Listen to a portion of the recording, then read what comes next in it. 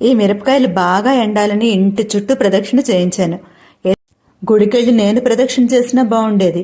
ఇదంతా ఎందుకంటారా ఈ పాటలు? మళ్ళీ ఎండ వస్తుందా రాదో తెలియని పరిస్థితి 3 రోజుల నుంచి ఇలాగే దోబూజులాడుతోంది. ఇంగు కారం లేదండి ఇంట్లో, దానికోసం అనమాట. 1/2 కేజీ మిరపకాయలు ఎండబెట్టాను.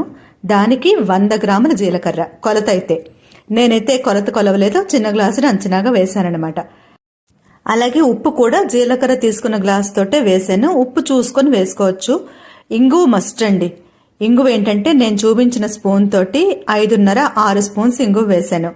కొలతగా కావాలంటే 20 రూపాయల చిన్న డబ్బా ఇంగువ దొరుకుతుంది కదా, అది వేసుకుంటే సరిపోతుంది. 1/2 కేజీ మిరపకాయలు, 100 గ్రాముల జీలకర్ర, 20 రూపాయల చిన్న డబ్బా ఇంగువ కారం, ఉప్పు అంచనాకి. ఇదిగో ఇంగువ కారం రెడీ. ఒకసారి బాగా ఆరపెట్టుకుని డబ్బాలోకి తీసుకుంటే సరిపోతుంది. వేపుళ్ళకి, పకోడీలకి, బజ్జీలకి అన్నిటికీ సూపర్గా ఉంటుంది.